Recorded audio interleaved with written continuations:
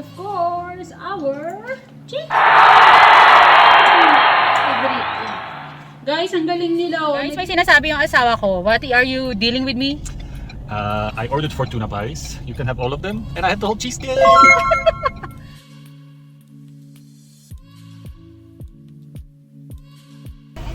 Bakit ang chicken? Not like bar po. Not like and... Ako ng mga tuna pie. Forward na lang po tayo. Serve ko na lang. Okay, Thank you. Yan. Binahin na.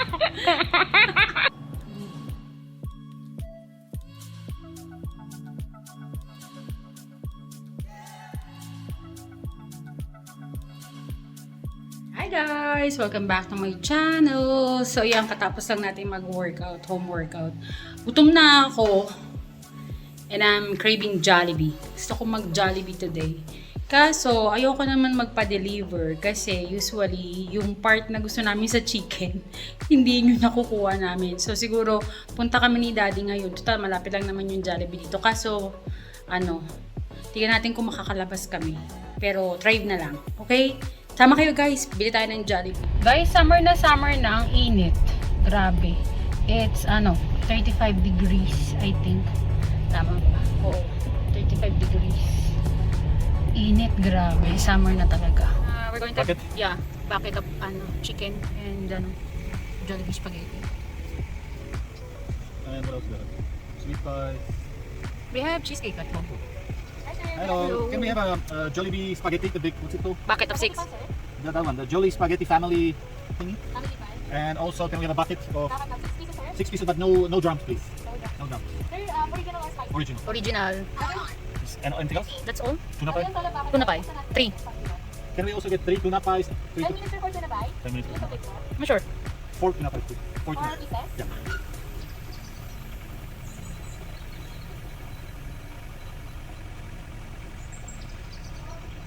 Any additional order, sir? That's everything. She's Superstar. waiting. Good afternoon po. Oh. Ito po yung spaghetti pan. This is Pinoy bakit ang chicken? Not like bar po. Not like and- Ako ng mga tuna pie. Forward na lang po tayo. Serve ko na lang. Okay, Thank you. Thank you. So tuna pie we wait. Mag-wait pa kami sa tuna pie, guys. 10 minutes daw. Favorite ko yun eh. Paborito. Favorite. So, magantay tayo sandali rito. Park lang kami sandali, guys. May sinasabi yung asawa ko. What are you dealing with me? I ordered 4 tuna pies. You can have all of them. And I had the whole cheesecake. Yesterday kasi, guys, I made, cheese basque, basque burn cheesecake. Favorite niya yun eh. Hi guys! Welcome back to my channel. Ayan, we're home na. I'm so excited. So, we purchased a bucket of chicken from Jollibee, 6 pieces, all original flavor. We have 4 pieces of tuna pie. Then also our spaghetti, family size spaghetti. They gave us 3 gravies. These are baked potatoes and sweet potato that I made yesterday. So, parang gusto ni Daddy kumain ng i-pair niya to sa chicken. Gusto niya rin. And of course, the most awaited burnt cheesecake! Ayan, favorite ni Daddy to. Request niya to. So, ginawa ko to kahapon. Ito yung dessert namin. So, hindi na kami bumili ng dessert. Ito na lang yung kakainin namin today. Guys, I'm hungry. So, let's begin. Okay. Pero muna guys, haluin ko muna yung chicken, tapos babalikan ko kayo, yung chicken. Haluin ko muna yung spaghetti, tapos babalikan ko kayo, okay? Start na tayo! Gutom na ako! Yan guys, start na tayo. I'm hungry. Gutom na ako. Tabi ko muna itong tubig. So, ito lang yung inamin ko, water. So, start muna tayo sa spaghetti. Gutom na ako eh. Yan, hinalo ko to. Sarap! Spaghetti! Spaghetti. Yan. Ewan ko guys, kanina kasi nag-workout ako. Tapos after ko mag-workout, basta yun, nag-crave ako ng Jollibee today. Kaya ito yung pinabili ko kay Daddy. Hindi ako nagluto today for lunch. Ito yung pagkain namin for lunch today. Yan. Yan. Favorite ko to Jollibee. One of my favorite. Yan. Takpan ko guys para hindi siya lalamig. And of course, our chicken! Guys, ang galing nila oh. Nag-request kasi kami kanina. Ang sabi namin, huwag kaming bigyan ng drumstick. Hindi kasi kami mahilig sa drumstick. So, good thing, yan, binigyan nila kami ng breast and rib part. Yung branch ng Jollibee na yan, na binibilan namin, lagi silang maganda yung binibigay yung chicken na, part ng chicken binibigyan nila sa amin, laging maganda. Kaya gusto namin dun bumibili ng Jollibee. Yan. Takpan pa rin guys, baka kasi pa rin siya lalamig. Kasi ako mahilig sa malamig na pagkain. Hindi ako kumakain ng malamig na pagkain guys. Gusto ko lagi, kahit na ano yan, basta pagkakainin ko siya, gusto ko lagi mainit. Ayoko ng, ng malamig. Ito guys, of course, gravy. Guys, Jollibee reminds me of my, childhood. Grabe. So, I remember my dad every time nakakain kami ng Jollibee. I don't know, sino sa inyo guys yung nakapunta na sa Fiesta Carnival before sa Cubao? Ewan ko lang guys kung naabutan nyo pa yun Kasi before, kaya mo na ako. Before, si tatay ko, yung tatay namin, when I was still around, siguro mga 7 years old, yun yung tatandaan ko sa pagkabata ko. Pag off niya sa trabaho, ako pa lang at saka yung sumunod sa akin na kapatid kong babae. Tatanda ako yun, tsaka may baby pa kami na bunso yung pangatlo. Pag off noon, tapos magagaya yun, magagala kami. He always bring us to Fiesta Carnival in Cubao. You know, yung SM Cubao. Meron doon, ngayon na siya na siya ngayon? Shopwise na. Shopwise grocery na siya. Before Fiesta Carnival, yun yung bata pa ako. Tuwing may holiday or may basta off ng tatay ko dati, lagi kami pupunta doon. Tapos magra-rides kami, konti, mga carousel, mga ganyan. Tapos afternoon, dadalhin niya kami sa Jollibee. So Jollibee reminds me of my childhood talaga. Sarap.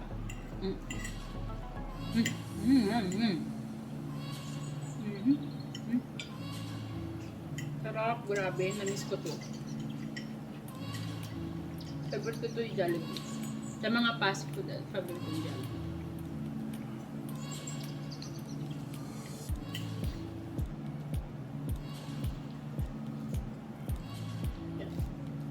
Ngayon ko lang ito kakain. Si daddy kumakain sa harapan ko, pero nandun siya sa gilid kasi ayaw niya sumali sa mukbang. Ayaw niya magkwento. Ako na lang daw. So, ito.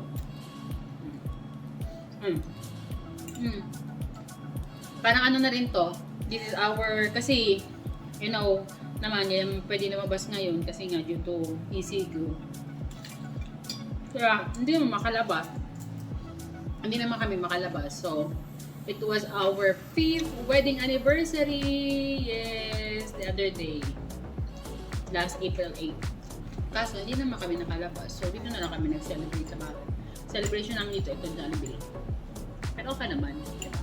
It's the, thought that counts. Yeah. Guys, yung love story namin ni Daddy, roller coaster yan. Kung kaya ko lang ikwento lahat, pero syempre ayoko naman ng ayoko na mag-drop name. Pero yung love story namin ng asawa ko, mahabang mahaba, tapos magulo.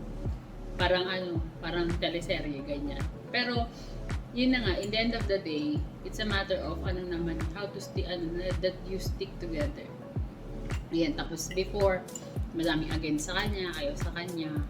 Yun, sabi nila sa amin, hindi kami magtatagal. Pero ito, here we are, 9 years together and still strong, diba? The eldest pala guys sa 5 magkakapatid, puro kami babae. So, ako ang pinakapanganay.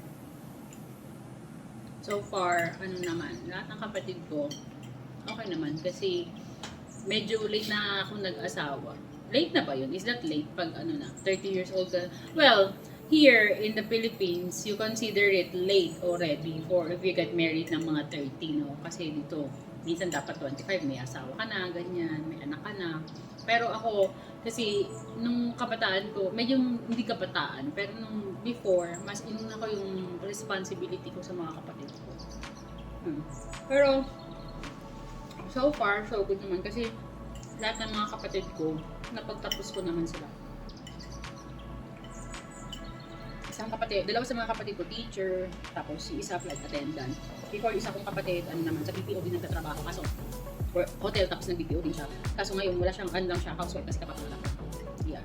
Ako naman, ito, I finished Bachelor in Science, major in Marketing Management, pero ang trabaho ko ngayon is medical field. Nasa medical field ako ngayon. Technician ako ngayon, kaso right now, dahil due to this pandemic natin, naka-hold lang. I met my husband when I was, siguro, how old are you? 27 ako nung na-met ko yung asawa ko, daddy. Tapos, we got married after 4 years. We got married. Then, until now, yan, kasama pa rin kami. My husband pala is Slovak-Canadian. So, from Europe and also from Canada siya, dalawa yung nationality niya. Pero pag naririnig niyo siya magsalita, minsan wala siyang accent, diba? Kasi nga Canadian English din. Ayan. Yung daddy, inaantay niya yung cheesecake. Ayun, may kamay doon na humila. May humila ng cheesecake kasi gustong-gusto niya ng tikman yan. Favorite niya yan. Mas gusto na yung kasi alam kong gumawa ng dalawang klase ng cheesecake. Yung New York style cheesecake, which is the regular one na cheesecake. At saka ito namang burn bass cheesecake. Guys, ayun na, hindi na siya nakatiis. Binuksan niya na talaga, naghanap na ng kakainin niya. Mas gusto namin yun kasi yung burn bass cheesecake, mas lighter siya. Kumaga parang sa isang slice, hindi ka magsasawa. Hindi ka gaya dun sa isang klase ng cheesecake. Parang minsan nakakasawa siya pag yung mga medyo madami yung nakain mo. Ito hindi. Hahanap-hanapin mo. Tapos hindi din siya heavy. Super light. Something so good. Wala na. Ayun na guys. Oh, naku, inubos niya na. Grabe siya. Oh, ayan oh. Kanina niya pa yan, tinitignan habang nagmumukbang ako rito. Kanina niya pa yan, tinatarget. Hindi na nakatiis. Sabi ko, mamaya niya nakainin pagkatapos ko magmukbang. Naku, hindi na. Ayan na siya. Yeah. They cannot see you. Come here. Ayun guys, I love dancing. Para. Sa mga nakakakilala sa akin, alam nila kung gaano ko kalabang dancing. So, since I was as I remember, since 4 years old, nagsasayaw na ako. Mahilig talaga ako sa bayaw. Marunong din ako kumanta, pero mas ko yung dancing talaga. Mas, parang doon ako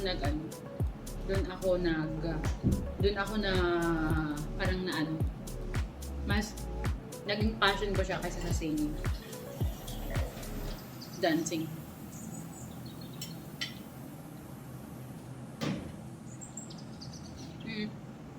I took some courses before, ganyan. I took some classes before for dancing. So, yung adaptiveness ng pagsasayaw, yan. Namiss ko na nga sumayaw eh. Kaya, kaso, yan. Retired na ako matagal na. So, yung dancing ko sa bahay na lang at saka sa TikTok. Follow me on TikTok! Carcosa pala. Yung pangalan ko sa TikTok. If you want to see my dancing. Yun. Madalas din ako nagsasayaw-sayaw. Yung nagkaya-kaya ko yung mga dance challenge ngayon ng mga kabataan. So, diba? May share pala ako sa inyo guys. Alam niyo ba guys? Ang 1 kilo of rice dito sa bahay namin, sometimes it lasts up to 3 months. Hanggang 3 months yung tinatagal ng 1 kilong bigas dito sa amin. Alam niyo yung bakit? Dito sa bahay namin guys, because my husband is a European. Sa kanila kasi, ang main food nila is patatas, potato. So, mostly, ang carbs namin dito sa bahay is patatas. Bihira kaming magkanin talaga. Patatas yan, or sometimes pasta. Pero yung pasta, bihira lang din. Mostly talaga is potato. Guys, last December, nung Christmas, alam niyo ba? I made 3 kilos, 3 or 4 kilos of potato salad, and it's gone in 2 days. Grabe, ang bilis. After ng Christmas dinner, the following day, ubos na kasama ng chicken schnitzel. At alam niyo ba kung sino lang ang umubos? Correct. Ang mahal kong asawa. Yes. Sobrang hilig niya sa patatas. Yan. Kaya tingnan nyo, lahat na ata na siguro ng mga luto sa patatas na gawa ko na. From roasting, to baking, mashed potato, boiled, steam. Halos lahat yan guys nagawa ko na. Favorite niya sa Filipino food yung Bicol Express. Yes, Bicol Express. And chicken afritada. Alam niyo ba guys, nung umuwi kami last time sa Slovakia, so that's where we spend his, what, 45 ba? 45 birthday. So dun kami sa may apartment namin sa Teplice, nag-celebrate ng birthday niya. So yung mga in-laws ko, sabi ko sa kanya, magluto na lang kami. Pero hindi ko alam kung anong lulutuin ko. Although marami naman akong alam na pagkain na lutuin aside from Filipino food. Kasi nga, syempre, pag yung asawa ko hindi naman siya pwedeng laging Filipino food eh. Diba? Hindi naman siya laging Filipino food ang kinakain niya. So, yun. So, since nung magkasama pala kami, since na magkasama kami niyan, na kailangan kong matuto ng iba't ibang uri or iba't ibang putahe ng pagkain aside from Filipino food. Pero ang hindi nawawala sa pagkain talaga namin, salad. Yan. Pero, okay, going back. So, naghanap kami ng mga ingredients na pwede kong gamitin. So far, nung nagpunta ako ng grocery, ang grocery kasi na malapit sa apartment namin is Tesco. Yan, Tesco. So, tinanong ko siya kung anong gusto niyang ipaluto. Ang request niya is Bicol Express and chicken afritada. Can you imagine that, guys? So, saan ko kukunin yung mga ingredients? So, what I did is, so, tumingin ako, pumunta kami ng grocery, tinignan ko yung mga aisles ng spices, ingredients, meat, madali lang maghanap ng meat. Pero the most important dun sa Bicol Express is of course, the chili and the coconut cream, coconut milk, and also ginger. So, good thing, our cousin-in-law na si Yaya, hi Yaya, we miss you, see you soon, si Yaya, buti na lang meron siyang friend na nagpa-plant or he or she, hindi ko na maalala, na nagtatanim siya ng mga sili kasi seldom talaga doon guys sa Europe or sa bansa na asawa ko sa Slovakia na makakakita ka ng mga chili, iba't ibang klase ng chili. Hindi kagaya dito sa atin na pagpunta ka ng market, makakakita ka na kagad ng siling labuyo, siling green, bell pepper. Though mostly ang nakikita mo lang na sili talaga doon is bell pepper. Unless you go to Asian market or Asian stores, doon ka talaga makakabili ng mga Asian ingredients. So, doon mahal talaga. So, what I did is, good thing, yung sili na yun, meron kaming nakuwang sili. Tapos, may coconut cream din may coconut milk sila. So, Slovak ingredients, using a Slovak ingredients, I turn it into a Filipino cuisine. Guys, can you imagine that? Diba? Nakagawa tayo ng Pilipinong pagkain sa Slovak ingredients. Grabe! I'm so happy kasi they appreciate my cooking. Hindi naman sa pagmamalaki, pero kasi meron pamangkin si Marty. Yung asawa ko, meron siya pamangkin na I think I'm gonna pertain. She doesn't eat leftovers. Hindi sila nagre-repeat ng pagkain. Ayaw niya. Pero wag ka, the following day, nakita ko, nung ininit ko yung pagkain na natira dun sa fridge, grabe. Ubos. Tapos yung isa pang pinsan niya na pumunta rin dun sa apartment, pinabalot pa yung natirang chicken afritada. Guys, hindi uso sa kanila yung nagdodog. How do you call that, Bubi? Dog bag or yung tinatawag na leftovers. Hindi uso sa kanila yung nagbabalot ng leftovers. Pero with that certain point, grabe. Ibig sabihin, nagustuhan nila yung cooking ko. Yung pala guys, I love cooking and also baking. Yan ang mga ko. Cooking, baking, dancing, singing, yan, mga ginagawa ko. Tapos working out para, para ma-maintain natin ang katawan. Kasi, organizing and cleaning. may sinasabi dun sa likod. Organizing and cleaning yan. So recently guys, I'm a housewife yan. Although I work out, hindi ako mapilig sa pagkain. Wala akong diet. Wala akong diet na sinusundan. Kinakain ko kung gusto kong kainin. Pero, in moderation.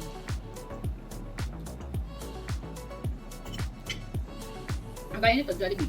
I want to eat Jollibee. Kakainin ko yung Jollibee kasi gusto ko siyang kainin. Pero, it doesn't mean naman na mag-Jollibee ako ulit kinabukasan. Bihira lang. Sarap-sarap, grabe. Guys, may napansin ba kayo? Tingnan niyo yung water ko hanggang ngayon nandiyan pa. Hindi ko pa siya nagagalaw. Hindi pa ako umiinom. Alam niyo ba kung bakit? Kasi, ano pa yan? Tubig, or juice, or hindi ako umiinom ng soft drinks. Bihira lang ako umiinom ng soft. Honestly, hindi talaga ako umiinom ng soft drinks, guys. You know, the small bottle of sakto na soft drinks or yun, mga ba soft drinks, hindi ko yun nauubos. Lagi yan, pag magbubukas ako ng isang inumin, may kahati ako. Yung isang sito na ganito, minsan 2 araw yun sa akin. Hindi ko siya mauubos ng isang upuan lang. Kung napapansin nyo guys, yung tubig ko, kanina pa yan nandyan. Hindi pa ako umiinom since we start eating. Kasi nga, pag once na uminom ako, nako, wala na. Game over na ako, busog na ako. Hindi na ako makakakain. Kaya nga, pinipilit ko hindi usually talaga, ang inom ko talaga sa huli na, sa after ko na kumain. Kasi, pag ako guys, uminom na ng tubig or kahit na anong liquid while I'm eating, nako, ubos na. Wala na, hindi ko na mauubos yung pagkain ko. Yung na ako ng tubig guys, pag ako nag-start na uminom ng tubig, ayan na. Baka game over na tayo.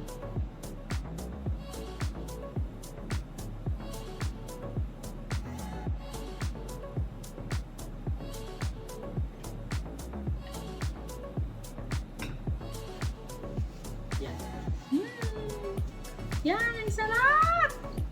Guys, I'm full na. Hindi ako makatayo. Busog na ako. Gusto ko pang tikman yung tuna pie. Kaso tingnan nyo, hindi ko pa naubos yung chicken. Ubusin ko na lang ito mamaya. Pero gusto ko itry sana yung tuna pie. Pero yung tuna pie pa lang natin guys, ano to? Spicy. Spicy. Tuna pie natin. Ay, sarap. Busog na ako guys. Kaso gusto ko pang tikman yung tuna pie. Kaso baka hindi ko maubos. Sayang naman. Pero, mag-try tayo ng dessert. Try natin yung itong Bass Burn Cheesecake. So, yan siya. Ito guys, pakita ko sa inyo.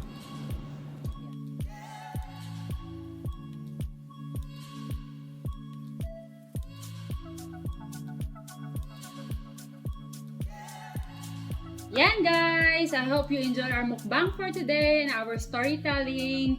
Please don't forget to click the like, subscribe, and bell button for more upcoming videos. I hope you enjoyed this video as much as I do. See you on my next one! Bye bye guys! I love you all!